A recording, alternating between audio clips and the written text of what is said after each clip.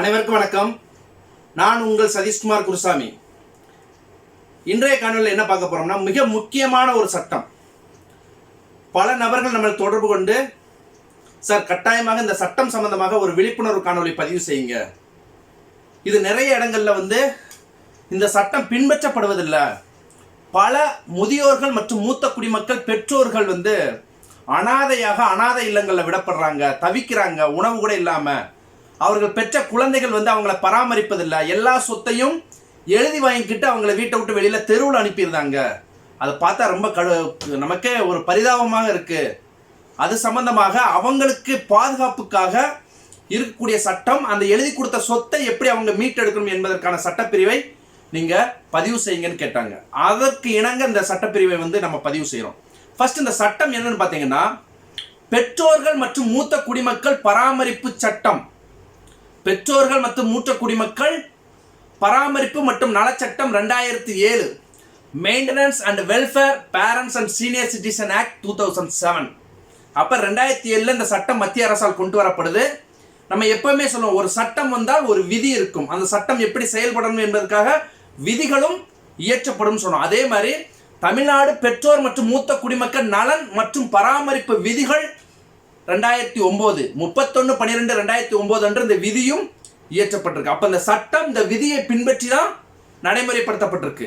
அப்ப இதுல 3 விடயங்களை இன்னைக்கு நம்ம பார்க்க போறோம். முதலாவதாக, தன் மகன்களுக்கும் மகள்களுக்கும் தான செட்டில்மெண்ட் நீங்க கொடுக்குறீங்கல்ல, அந்த பெற்றோர்கள் நீங்க தான செட்டில்மெண்ட் கொடுக்கும்போது கவனிக்க வேண்டிய நடைமுறைகள் என்ன?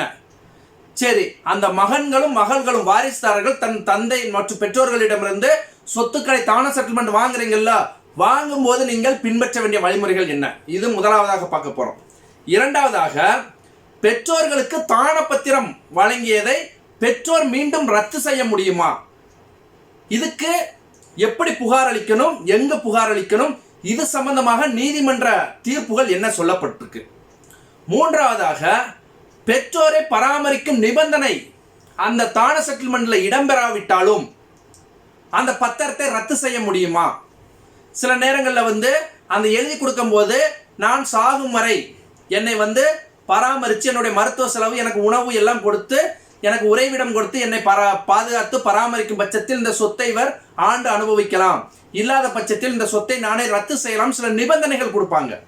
சில நிபந்தனைகள் கொடுக்காத பட்சத்தில் அந்த சொத்தை நீங்க ரத்து செய்ய போகும்போது அந்த தான செட்டில்மெண்ட்ல நிபந்தனைகள் இல்லைன்னு சொல்லி அந்த புகார் மனுவை நிராகரிக்கலாமா? இது சம்பந்தமாக நீதிமன்றம் என்ன மாதிரி வழிகாட்டுதல்களை வகுத்திருக்கு என்பது தான் மிக முக்கியமாக நம்ம பார்க்க போறோம். முதலாவதாகவே, இந்த மாதிரி தன் மகன்களுக்கு தான செட்டில்மெண்ட் கொடுக்கக்கூடியதை ரத்து செய்வதற்கு நீங்க அந்த வருவாய் கோட்டாட்சியர் என்று சொல்லக்கூடிய ஆர்டிஓட்ட புகார் மனு கொடுக்கணும். அப்ப எந்த சட்டப்பிரிவுல நீங்க புகார் மனு கொடுக்கணும் அப்படின்னா, பெற்றோர் மற்றும் மூத்த குடிமக்கள் பராமரிப்பு மற்றும் நலச்சட்டம் 2007 பிரிவு 23 கீழ் நீங்க புகார் மனு கொடுக்கணும். இந்த புகார் மனுவில் என்ன சொல்லணும் அப்படின்னா, என்னுடைய சொத்துக்களை என்னுடைய மகனுக்கு நாங்க தானமாக கொடுத்தோம், எங்களை பராமரிப்பான், எங்களுக்கான மருத்துவ செலவுகளை செய்வான், எங்களுக்கான உறைவிடம் மற்றும் உணவு கொடுப்பான் அப்படிங்கிறதுக்காக கொடுத்தோம். ஆனால் இன்று எங்களை கவனிக்காமல் எங்களை அனாதை இல்லங்களிலோ இல்ல தெருக்களிலோ எங்களை துரத்தி விட்டுட்டான், நாங்க அனாதையாக நிற்கிறோம், நிற்கதியாக இருக்கிறோம், எங்களுடைய வாழ்வாதாரத்தை எங்களால் அந்த சம்பாரிச்சு வாழக்கூடிய ஒரு சூழ்நிலை எங்களுக்கு இல்லை அப்படின்னு சொல்லிட்டு அந்த சொத்தை மீண்டும் எங்களுக்கே தரணும் அப்படின்னு சொல்லி நீங்க ஒரு புகார் மனு கொடுக்கும் பட்சத்தில் இந்த வருவாய் கோட்டாட்சியர் அந்த புகார் மனுவை 90 நாட்களுக்குள் விசாரணை செய்யணும் என்பதுதான் இந்த சட்டத்தில் பிரிவு 23 சொல்லப்பட்டிருக்கு. அப்ப இந்த சட்டத்தில் ரெண்டாவது ஒண்ணு நம்ம பார்க்கிறோம். சரிங்க, அப்ப 23 இந்த பிரிவு சொல்லியிருக்கு. இப்ப வருவாய் கோட்டாட்சியர் 90 நாட்கள் விசாரணை செய்யறாரு. விசாரணை செஞ்சு அவர் உங்களுக்கு அந்த உத்தரவை பிறப்பிக்கிறாரு. இல்ல அவர் ஒருதலை பட்சமாக இல்ல உங்களுக்கு சாதகமாக இல்ல பாதகமாக ஒரு தீர்ப்பை கொடுக்கிறாரு, ஒரு ஆணையை பிறப்பிக்கிறார்னா, அடுத்து என்ன பண்ணலாம் அப்படின்னா, இதை நீங்க மேல்முறையீட்டு மனுவாக மாவட்ட ஆட்சியருக்கு தான் போகணும். நல்லா கேட்டுக்கோங்க, ரெண்டே விஷயம் தான். ஒண்ணு, வருவாய் கோட்டாட்சியர்கிட்ட கொடுக்கணும். அதுக்கப்புறம் நிறைய பேர் என்ன பண்றீங்கன்னா, நீதிமன்றத்துக்கு ஓடிடுங்க. நீதிமன்றத்துக்கு போவதுக்கு முன்பே சட்ட திட்டங்கள்ல இதெல்லாம் யார் விசாரிக்கணும், யார் இதுக்கு ஆணை வழங்கணும், யார் இதுக்கு தீர்ப்பு வழங்கணும், யார் இதை நடைமுறைப்படுத்தணும் அப்படின்னு சொல்லி பல வகுக்கப்பட்டிருக்கு.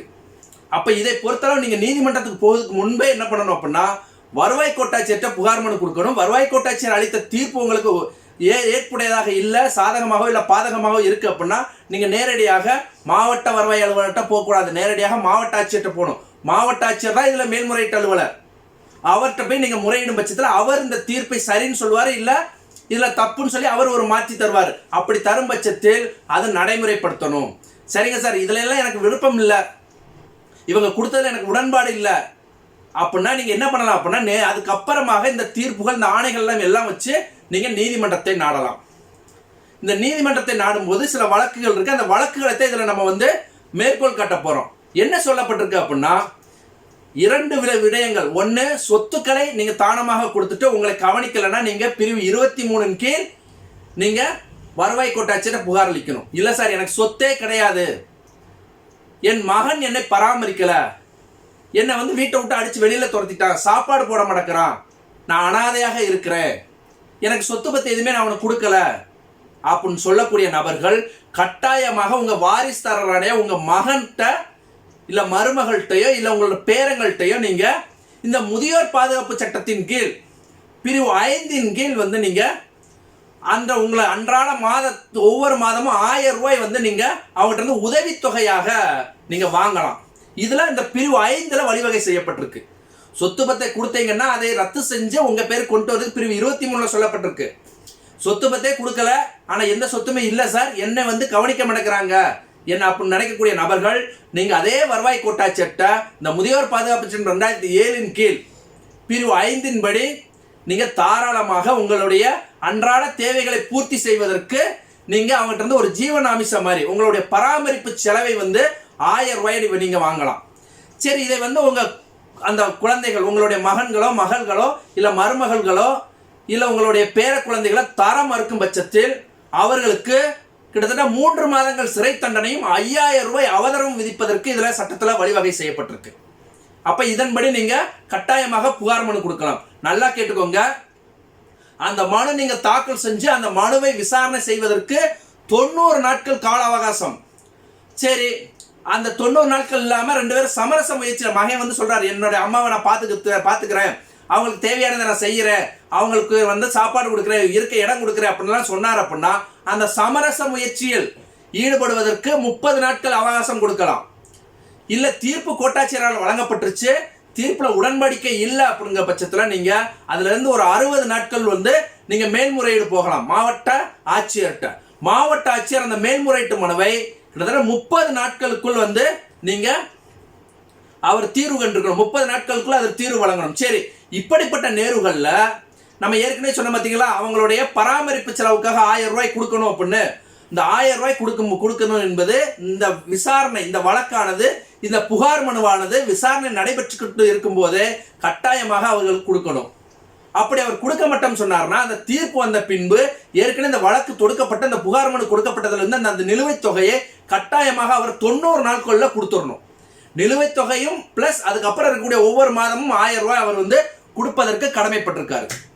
இது சம்பந்தமாக கிட்டத்தட்ட ஒரு 4 வழக்குகளை நம்ம எடுத்து வந்திருக்கோம். இந்த 4 வழக்குகள்ல என்ன சொல்லப்பட்டிருக்கு, இதுல என்ன நடந்திருக்கு அப்படின்னா, இந்த தேனி மாவட்டம் தேவாரம் அருகே உள்ள மீனாட்சிபுரம் கிராமத்துல 96 வயது உள்ள ஈஸ்வரி என்பவர் தான் சொந்த வீட்டை தனக்கு ஒரே மகனான முருகனுக்கு தான செட்டில்மெண்ட் எழுதி கொடுக்குறாங்க. நல்லா கேட்டுக்கோங்க, தேனி மாவட்டத்தில் இருக்கக்கூடிய தேவாரம் அருகே இருக்கக்கூடிய மீனாட்சிபுரம் கிராமத்தை சேர்ந்த 96 வயதுடைய ஈஸ்வரி அவர்கள் தனது மகனுக்கு தனது ஒரு சொந்த வீட்டை எழுதி கொடுக்குறாங்க. அப்ப அந்த சொந்த வீட்டை எழுதி கொடுத்த உடனே அவர் மகன் என்ன பண்றாரு, இவரை அடிச்சு வெளியில துரத்திடுறாரு. இவரை பராமரிக்கல, அம்மாவை வெளியில அனுப்பின உடனே இவங்க சாப்பாட்டுக்கே கஷ்டப்பட்டு ரொம்ப கஷ்டப்பட்டு வராங்க. அப்படிப்பட்ட நேரங்களில் இந்த முருகன் என்ன பண்றாரு அப்படின்னா இந்த வீட்டை வேற ஒருத்தருக்கு விற்பனை செய்வதற்கு முயற்சி செய்யறாரு. அப்ப விற்பனை செய்வதற்கு முயற்சி செய்யறது இந்த ஈஸ்வரி அவங்களுக்கு தெரிய வருது. என்னடா, நான் கஷ்டப்பட்டு கட்டின வீட்டை உன மகன் நல்லா இருப்பான்னு கொடுத்தா நீ இந்த வீட்டவே விற்க பாக்குறியா அப்படின்னு சொல்லிட்டு என்னையும் நீ கவனிக்கல, நான் கொடுத்த வீட்டையும் நீ விற்கிறேன்னு சொல்லிட்டு இவங்க என்ன பண்றாங்க, அந்த வருவாய் கோட்டாட்சியர்கிட்ட ஒரு புகார் மனு கொடுக்குறாங்க. இந்த புகார் மனுவை விசாரணை செய்த வருவாய் கோட்டாட்சியர் இதுல உண்மைத்தன்மை இருக்கான்னு சொல்லி விசாரிக்கிறாங்க. உண்மையிலேயே இவங்க தான செட்டில்மெண்ட் கொடுத்துருக்காங்க, கொடுத்ததை மகன் விற்க முயற்சி செய்யறாரு, இவங்களுக்கு சாப்பாடு போடல, இவங்களுக்கு தேவையான எந்த ஒரு அடிப்படை வசதிகளும் அவர் செஞ்சு தரல. ஒரு மருத்துவ வசதிகளோ இல்ல அவங்களுக்கு சாப்பாடோ இல்ல உறைவிடமோ எதுவுமே கொடுக்காதனால அவங்க என்ன பண்றாங்க, இவர் தானமாக எழுதி கொடுத்த வீட்டை வந்து ரத்து பண்ணி, தான பத்திரத்தை ரத்து பண்ணி மீண்டும் அந்த ஈஸ்வரி அவர்களுக்கு அந்த வருவாய் கோட்டாட்சியர் கொடுக்காரு. இது ஒரு வகை தீர்ப்பு. இரண்டாவது வழக்காக 87 வயதுடைய நாகலட்சுமி என்ற ஒரு வயதான ஒருத்தங்க இருக்கிறாங்க. அவங்களுடைய ஒரே மகனான எஸ் கேசவன் அவர்களுக்கு 3 பெண் குழந்தை இருக்கு, ஒரே ஒரு ஆண் வாரிசு. அந்த ஆண் வாரிசு என்பவர் எஸ் கேசவன். கேசவன் அவருக்கு என்ன பண்றாங்க, இவங்க ஒரு தன்னுடைய சொத்துக்கள் அனைத்தையுமே தான செட்டில்மெண்டா கொடுத்துருந்தாங்க. அப்ப அந்த தான செட்டில்மெண்ட் வாங்கின கேசவன் அவர் என்ன பண்றாரு, இந்த அம்மாவை பாதுகாத்துக்கிறல, அவங்களுக்கு பராமரிப்புக்கு அவங்களுக்கு எந்த விதமான ஒரு அடிப்படை வசதியும் செஞ்சு தரல, சாப்பாடு போடல. இதுல என்ன நடந்திருக்கு அப்படின்னா, இந்த கேசவன் அவருக்கு அவங்க தான செட்டில்மெண்ட் கொடுக்கும் போது அவர் என்ன சொல்றாங்க அந்த பத்திரத்தில் அப்படின்னா, எங்களுடைய அந்த பெற்றோர்கள் எங்களுடைய அன்பின் வெளிப்பாட்டால் தன் ஒரே மகனான மகனுக்கு இந்த தான பத்திரத்தை நாங்கள் கொடுக்கிறோம், எங்களுடைய சொத்துக்கள் அனைத்தும் அவர் ஆயுள் முழுவதும் எங்களை கவனித்து பாதுகாத்துக் கொள்வார் என்ற நம்பிக்கை இருக்கு அப்படின்னு சொல்லி அந்த நம்பிக்கையின் அடிப்படையில் அந்த அன்பின் வெளிப்பாட்டால் அவங்க வந்து அந்த பத்திரத்தை எழுதி கொடுக்குறாங்க. ஆனா இதை வாங்கின அந்த கேசவன் என்ன பண்றாரு, சிறிது காலத்தில் இறந்துருந்தாரு. அவருடைய மனைவியான மாலா அவர்கள் என்ன பண்றாங்க, தன் கணவர் இறந்ததுக்கு அப்புறம் மாமியாருக்கு சாப்பாடு போடல, அவங்களே பராமரிக்கல, அவங்கள வெளியில துரத்தி விட்டுறாங்க. உடனே அவங்க என்ன பண்றாங்க, கோட்டாட்சியர்கிட்ட புகார் மனு கொடுக்குறாங்க. 2021ஆம் ஆண்டு அந்த புகார் மனுவை விசாரணை செய்த அந்த கோட்டாட்சியர் என்ன பண்றாங்க அப்படின்னா, உண்மையிலேயே வந்து நீங்க மருமகள் வந்து மாமியாருக்கு நீங்க ஏன் உணவளிக்கல, அவங்களோட அடிப்படை தேவைகளை செய்யல, இவங்க வந்து அன்பின் வெளிப்பாட்டால் நம்மளை காப்பாத்திக்கிறோம், கடைசி வரைக்கும் நம்ம சாகிற வரைக்கும் நம்ம மகன் நம்மளை பாதுகாத்து காப்பாத்தி நல்ல முறையில நம்மளை பார்த்துக்கிறோம் சொல்லி அன்பின் வெளிப்பாட்டால் கொடுத்துருக்குறாங்க. இதை நீங்க முற்றிலும் அதாவது அதுக்கு அந்த தானப்பத்திரத்துக்கு புறம்பாக நீங்க செயல்பட்டு இருக்கீங்கன்னு சொல்லி அந்த தானப்பத்திரத்தை ரத்து செய்யறாங்க. இதை ரத்து செஞ்ச உடனே அந்த மாலா என்கக்கூடிய அந்த மருமகள் என்ன பண்றாங்க அப்படின்னா, அந்த சென்னை உயர்நீதிமன்றத்தை முறையிடுறாங்க. அப்ப இந்த வழக்கு யார்கிட்ட வருதுன்னா, எஸ்.எம். சுப்பிரமணியன் அவர்கள்ட்ட வருது. அப்ப எஸ்.எம். சுப்பிரமணியன் அவர்கள் என்ன பண்றாங்க அப்படின்னா, தன் அன்பின் வெளிப்பாட்டால் ஒரு நம்பிக்கையில ஒரு மகன்களுக்கு வாரிசுதாரர்களுக்கு பெற்றோர்கள் தானமாக கொடுக்குறாங்க பத்திரத்தை. இதை நீங்க ஏமாற்றும் வகையில் அவங்களை நீங்க பாதுகாத்துக்கிறது மிகப்பெரிய குற்றம். ஆகையால் பிரிவு 23 படி கோட்டாட்சியர் வந்து அந்த பத்திரத்தை ரத்து செய்வது சரி. அதனால் நீங்க மேல்முறையீடு வந்திருக்க உங்கள் மேல்முறையீட்டு மனுவை நான் தள்ளுபடி செய்யறேன் அப்படின்னு சொல்லி எஸ்.எம். சுப்பிரமணியம் அவர்கள் வந்து ஒரு வழக்குல தீர்ப்பு சொல்லியிருக்காங்க. உண்மையிலேயே இப்படிப்பட்ட தீர்ப்பானது வரவேற்கத்தக்கதான். இந்த கோட்டாட்சியர் மற்றும் மாவட்ட ஆட்சியர் ரத்து செஞ்சது மேல்முறையீடாக நீங்க நீதிமன்றம் போனாலும் நீதிமன்றம் இந்த தீர்ப்பை தான் சொல்லியிருக்கு, நிறைய வழக்குகள்ல சொல்லியிருக்கு. அடுத்து ஒரு வழக்கு திருப்பூர் மாவட்டம் உடுமலைப்பேட்டையை சேர்ந்த ராஜாமணி அப்படிங்கிறவங்க, அவங்களுடைய 2 மகள்கள் இருக்கு. 2 மகள்கள்ல கணவர் இறந்து 15 வருடங்கள் ஆயிருது. அப்ப அந்த 2 மகள்ல மூத்த மகள் என்ன சொல்றாங்கன்னா, அம்மா எனக்கு நீங்க இந்த சொத்தை வந்து 4 ஏக்கர் இடம் இருக்குல்ல, அந்த ஏக்கர் இடத்தை வந்து எழுதி கொடுங்க, 4 ஏக்கரவும் நான் உங்களை சாகுத வரைக்கும் நான் கண்ணுல வச்சு காப்பாத்துவேன், உங்களை பராமரிப்பேன், உங்களை நான் சாப்பாடு போடுறேன், எல்லாமே உங்களை நான் பாத்துக்கிறேன், மருத்துவ செலவுகள்ல இருந்து எல்லாம் நான் பாத்துக்கிறேன், இதற்கு ஈடான தொகையை வந்து நம்ம தங்கச்சிக்கு நான் தொகையை கொடுத்துருதேன் அப்படின்னு சொல்லி அவங்க அந்த அம்மாவுக்கு ஆசபாசம் காட்டி அந்த சொத்தை எழுதி வாங்கிடுறாங்க. எழுதி வாங்கிட்டு அவங்க என்ன பண்றாங்க, அம்மாவை அடிச்சு துரத்திடுறாங்க. தங்கச்சி கொடுக்க வேண்டிய பணத்தையும் கொடுக்கல. ஏன்னா அவங்களுக்கு இப்படி ஒரு சட்டம் இருக்குன்னு தெரியல, தெரிஞ்சிருந்தா கொடுத்துருப்பாங்க. கொடுக்காம அவங்க என்ன பண்றாங்க, உடனடியாக நம்ம பேர்ல இருந்தா தானே இவங்க மாற்ற முடியும்னு சொல்லி கணவர் பேருக்கு மாத்துறாங்க இடத்த. கணவர் பேருக்கு மாத்திட்டு உங்களால முடிஞ்சதை பார்த்துக்கோங்க, நான் என் கணவர் பேருக்கு மாத்திட்டேன், பத்திரம் மாறிடுச்சு அப்படின்னு சொல்லிட்டு அவங்க தாயாருக்கு கொடுக்கல. தாயார் என்ன பண்றாங்க, ஒரு சின்ன ஒரு கோழி பண்ணை இருக்குதான், அந்த கோழி பண்ணையில கடுமையாக ஒரு சூழ்நிலையில அவங்க அதில் வசிச்சுட்டு வராங்க.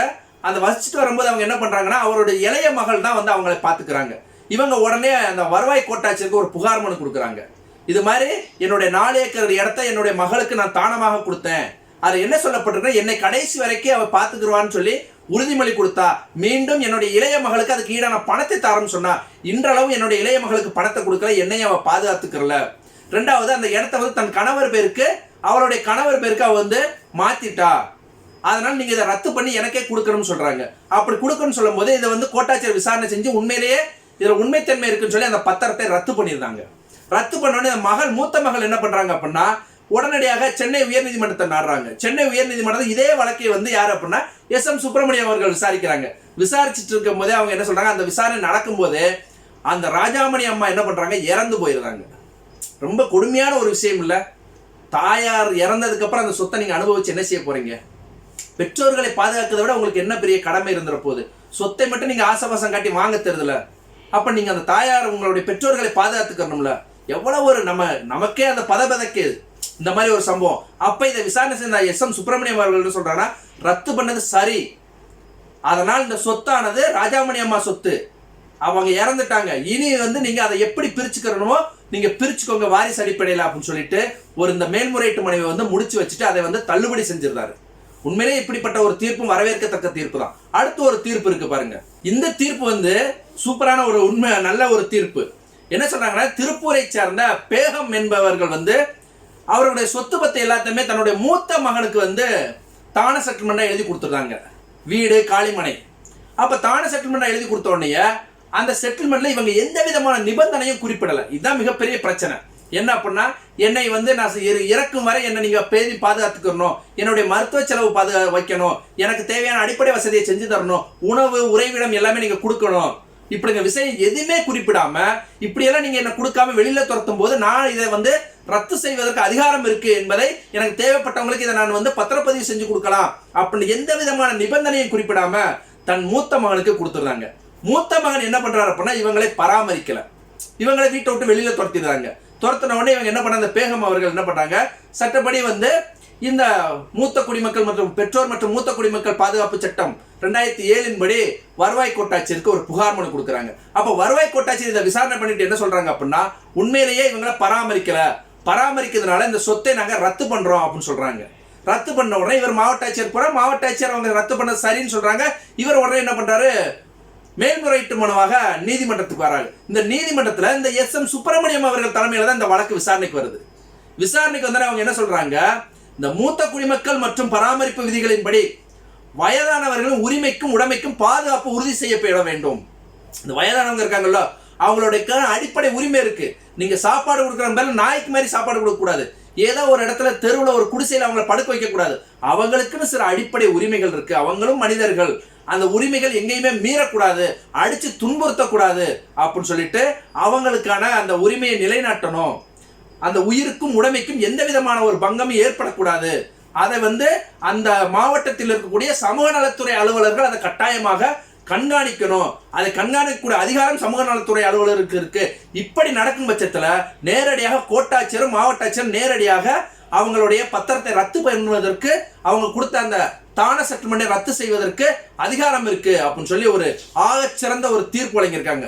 சரி, இந்த தீர்ப்புல அவங்க என்ன சொல்றாங்க அப்படின்னா, 2 நீதிபதி பெஞ்சில் வந்த தீர்ப்பு, அதாவது நீதிபதிகள் எஸ்.எம். சுப்பிரமணியம் மற்றும் கே. ராஜசேகர் அவர்கள் என்ன சொல்றாங்க அப்படின்னா, நீங்க கொடுக்கக்கூடிய தான செட்டில்மெண்ட்ல அந்த பேகம் அவரோட மகன் போயிருக்காரு பாத்தீங்களா, அவர் என்ன சொல்றாரு அப்படின்னா, என்னுடைய அம்மா எனக்கு தான செட்டில்மெண்ட் கொடுக்கும்போது எந்த விதமான நிபந்தனையும் வைக்கல.